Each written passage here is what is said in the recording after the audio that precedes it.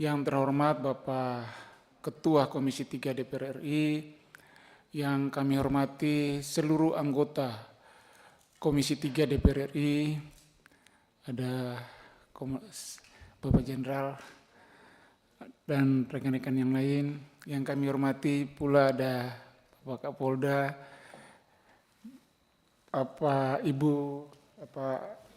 Ibu Dwi Ayu dan beserta pengacara serta semua yang hadir dalam rapat dengar pendapat pada hari ini. Izinkan kami menyampaikan laporan terkait dengan penyelidikan dan penyidikan dugaan tindak pidana penganiayaan sebagaimana dimaksud dalam pasal 351 ayat 1 dan atau pasal 351 ayat 2 KUHP. Mohon izin dasar penyelidikan kami mulai dari Undang-Undang Nomor 8 Tahun tentang Hukum Acara Pidana, Undang-Undang Nomor 2 Tahun 2002 tentang Kepolisian Negara Republik Indonesia, Perkap Nomor 6 Tahun 2019 tentang Penyidikan Tindak Pidana, Perkabareskrim Nomor 1 Tahun 2002 tentang Standar Operasional Prosedur Pelaksanaan Penyidikan Tindak Pidana. Berikutnya laporan polisi B3414 10 Romawi 2004 SPKT Polres Metro Jakarta Timur Polda Metro Jaya tanggal 18 Oktober 2004 yang dilaporkan oleh saudari Dwi Ayu Darmawati, dan terakhir adalah surat perintah penyelidikan SP Lidik garing 4562 garing 10 Romawi garing res titik 1.6 garing 2024 garing reskrim tanggal 30 Oktober 2024. Kami jelaskan terkait dengan timeline penyelidikan. Jadi mulai pembuatan laporan polisi terjadi pada tanggal 18 Oktober 2024 sekitar pukul 02.30 waktu Indonesia Barat. Selanjutnya pada tanggal 18 Oktober itu juga setelah kita menerima laporan polisi, selanjutnya penyidik Polres Metro Jakarta Timur mengantarkan saudara pelapor atau korban ke Rumah Sakit Polri untuk divisum. Selanjutnya pada tanggal 30 Oktober 2024, penyidik mengirimkan SP2HP pertama dan sekaligus mengirimkan surat undangan klarifikasi ke saudari Dwi Ayu Darmawati. Selanjutnya pada tanggal 1 November 2024, kami melakukan pemeriksaan klarifikasi terhadap saudari pelapor. Dan tanggal 5 November kami mengirimkan SP2HP kedua dan sekaligus undangan klarifikasi ke saudari Linda Pancawati.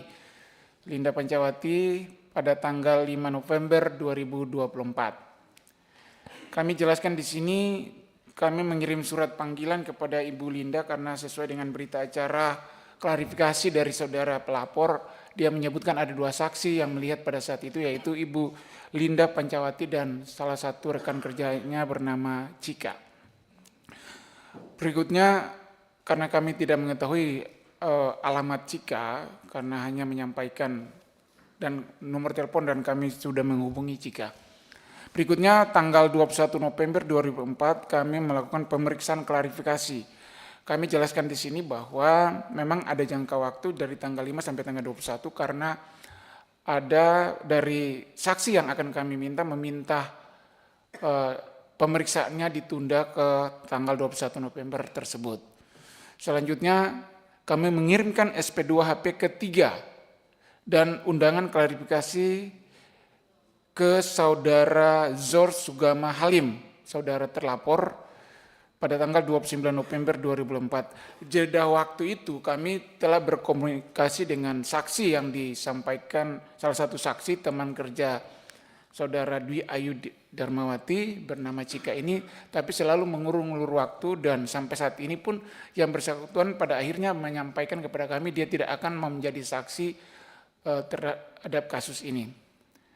Berikutnya kami melakukan pemeriksaan klarifikasi kepada saudara terlapor Zor Sugama Halim pada tanggal 13 Desember 2024 dan melakukan gelar perkara pada tanggal 13 Desember 2024 untuk meningkatkan ke tahap penyidikan. Gelar perkara ini untuk menentukan ada atau tidaknya pidana yang dilaporkan. Kami jelaskan juga ini bahwa yang dilaporkan pada kami pada saat itu adalah pidana umum biasa. Tidak ada kasus tertangkap tangan ataupun kasus viral. Dan pada saat pemeriksaan klarifikasi pertama, tidak ada data-data yang disampaikan tadi oleh Ayu disampaikan kepada penyidik terkait dengan yang beredar di media sosial. Ini fakta-fakta ya pemeriksaan pada tanggal 17 Oktober 2024 sekitar jam 21.00 telah terjadi dugaan tindak pidana penganiayaan di toko roti Lindayes Bakri, Jalan Penggilingan nomor 14 RT 8 RW 9 Kelurahan Penggilingan, Kecamatan Cakung, Jakarta Timur, dan yang menjadi korban adalah saudara Dwi Ayu Darmawati, karyawan toko, dan diduga terlapornya adalah Sor Sugama Halim, anak pemilik toko. Terlapor meminta tolong kepada korban untuk mengantarkan makanan yang dipesan melalui online ke kamar pribadi terlapor di lantai 2. Namun korban menolak karena bukan pekerjaannya dan terjadilah cekcok mulut antara korban dengan terlapor, dan yang membuat terlapor emosi adalah kata-kata yang dikeluarkan juga oleh korban atau terlapor, sehingga yang bersangkutan naik pitam dan emosi dan terjadilah penganiayaan berupa pelemparan yang dilakukan dengan kursi besi, loyang kue ke arah korban dan mengenai ke tubuhnya dan menimbulkan luka sobek di kepala. Yang mengakibatkan luka sobek ini adalah alat barang buktinya itu loyang kue dan memar paha kiri dan kanan serta luka memar di tangan sebelah kiri. Penyebab penganiayaan ini sudah kami sampaikan tadi, karena ada kata-kata adu mulut antara si terlapor dan pelapor atau korban. Ini foto-foto pun yang kami dapatkan ini setelah kami Kapolres menyampaikan ke saudara pelapor bahwa harus menyampaikan foto dan rekaman. Itu sudah pada mau pemeriksaan dan kami minta untuk ditambahkan di dalam berita acara. Jadi ini foto-foto ini tidak disampaikan pada saat itu, dan rekaman ini juga baru disampaikan oleh pelapor pada saat sudah kasus viral. Kenapa? Iya. Suara apa itu? Lanjut ya. Oh ini. Iya itu. Ini kita baru dapatkan dari saudara Ayu, dan baru berikan kepada kami setelah kasus viral dan kami mau meningkatkan ke tahap penyidikan. Ada gambar ini Pak? Blur aja. Lanjut kita ke proses, lanjut pada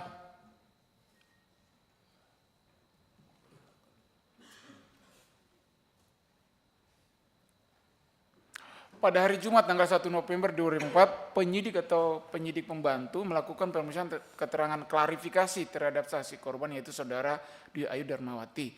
Pada hari Kamis tanggal 21 November 2024, penyidik pembantu melakukan pemeriksaan keterangan klarifikasi terhadap saksi yaitu saudara Linda Pancawati. Pada hari Jumat tanggal 13 Desember 2004, penyidik pembantu melakukan pemeriksaan keterangan klarifikasi terhadap saksi korban, bukan saksi korban tapi terlapor yaitu saudara Sor Sugama Halim. Ini ada foto-foto yang kami sampaikan. Berikutnya tahap penyidikan. Jadi setelah kasus tahapan penyelidikan selesai, kita gelar perkara dan diputuskan bersama untuk dinaikkan ke tahap penyidikan. Inilah dasar-dasar penyidikan. Ya, lanjut Pak, ini kan udah tahu semua. Ya, timeline penyidikan. Kami mengirimkan SPDP ke pelapor atau pada tanggal 14, ini SPDP yang ke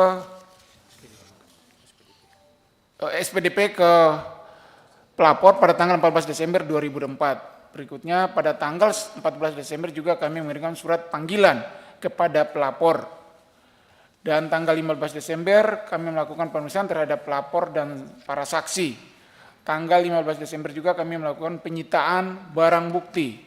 Dan tanggal 16 Desember kami mengamankan terlapor karena pada saat itu kami mengirimkan surat panggilan terhadap terlapor, namun kami berkomunikasi terlapor berada kedudukannya di daerah Sukabumi, sehingga kami langsung melakukan pengamanan terhadap terlapor di daerah Sukabumi pada tanggal 16 Desember 2004. Selanjutnya pada tanggal 16 Desember kami juga melakukan gelar perkara penetapan tersangka, dan tanggal 16 Desember itu juga kami menetapkan tersangka dan kami melakukan penahanan dan press release.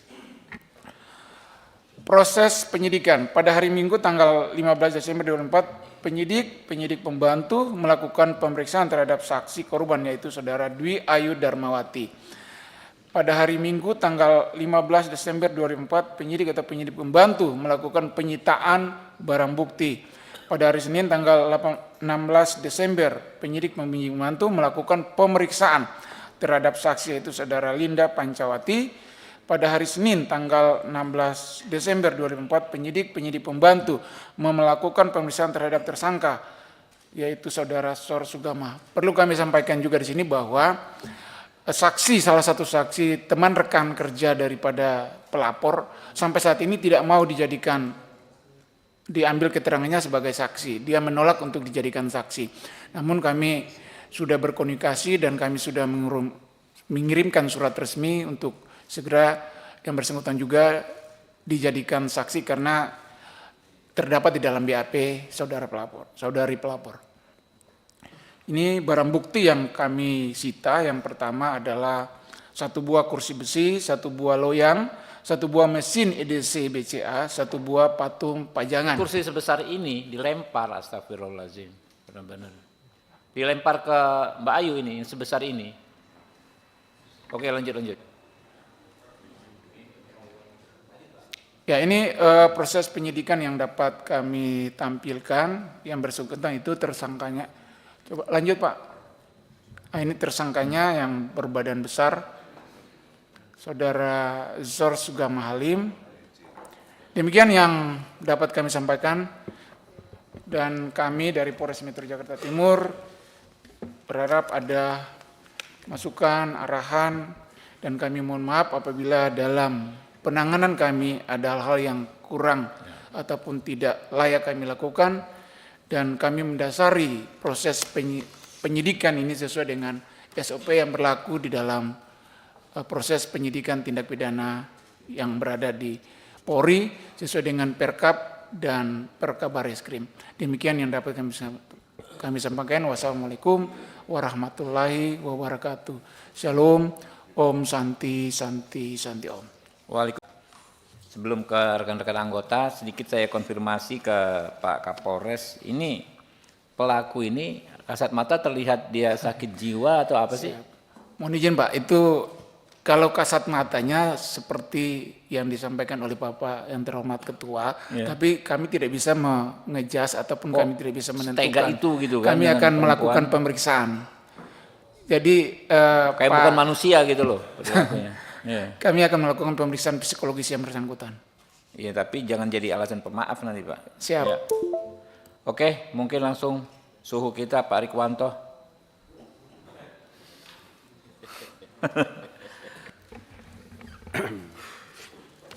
Terima kasih pimpinan. Saya ke Pak Kapolres dulu ya. Siap, Jenderal. Ya. Pak Kapolres, terima kasih sudah ditangkap. Terima kasih sudah diusut tuntas pelakunya dengan gerak cepat. Saya lihat videonya di YouTube proses penangkapannya sampai saat ini sudah ditahan ya. Ya, akhirnya tertangkap juga. Akhirnya bisa ditangkap juga. Ada beberapa pertanyaan dari masyarakat masalah penanganan kepolisian. Itu sejak dilaporkan 18 Oktober ya. Ya.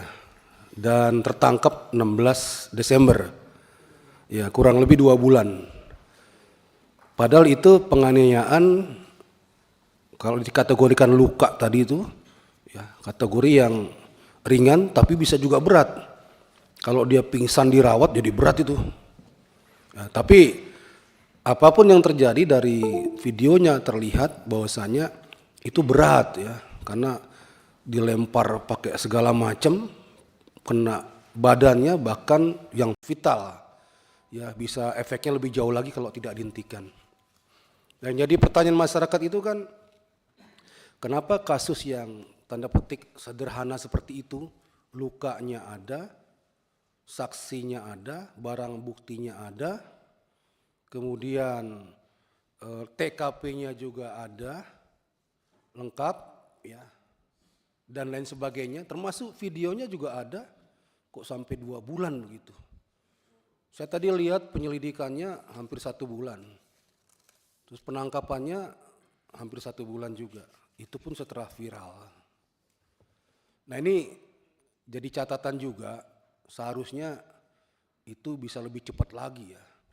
Kalau saya berpikir sebagai anggota Polri dahulu, kalau kita fokus kejadian itu langsung ditangani, 3 sampai seminggu itu, 3 hari sampai seminggu selesai itu. Ya, itu kasus nyata dan kelihatan dan terbuka. Tinggal gercepnya anggota itu. Nah ini jadi pertanyaan masyarakat juga, ya, koreksi juga untuk kepolisian, terutama Jakarta Timur. Ya, jadi yang seperti itu seharusnya cepat geraknya. Sampai muncul di media itu no viral, no justice. No viral, no attention, no justice. Nah, di macam-macam lagi istilahnya. Apa viral dulu baru kemudian cepat gerakannya. Ini juga pelajaran bagi kepolisian di tempat-tempat yang lain. Ya, apapun kasusnya, siapapun pelapornya, itu perlakuannya sama di muka hukum. Ya, Polri diberi negara, dikasih kewenangan, dikasih perlengkapan untuk penegakan hukum. Siapapun yang bermasalah dengan hukum, tidak pilih-pilih, kerjakan itu. Ya. Namun demikian saya apresiasi sama Polres yang akhirnya bisa menangkap pelaku. Kalau masalah pelaku kemudian disinyalir, katanya ini ya, ada perkembangan pemikirannya agak terbelakang, itu jangan diterima mentah-mentah. Ya, harus diobservasi dulu kalau memang perlu. Di tempat yang ditentukan, baru disimpulkan oleh pihak yang punya keahlian tentang itu. Ya, kalau tidak, berlakukan dia seperti orang-orang atau pelaku atau tersangka pada umumnya. Ya, melakukan penganiayaan berat, ya hukumannya ada.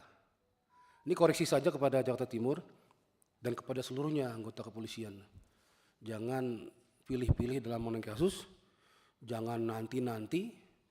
Kalau prinsip saya itu makin cepat ditangani, makin cepat terungkap. Karena semuanya mesti segar. Terlalu lama makin kabur, ada distorsi.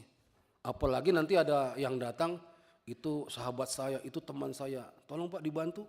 Nah itu lebih parah lagi nanti penyelesaiannya. Ya, kasihan korban ini.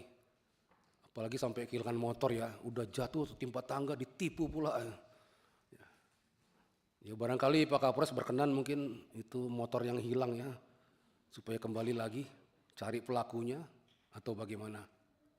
Pak Kapolres ya, kasih tahu lagi anggotanya supaya lebih gigih lagi dalam rangka menangani kasus-kasus yang dilaporkan.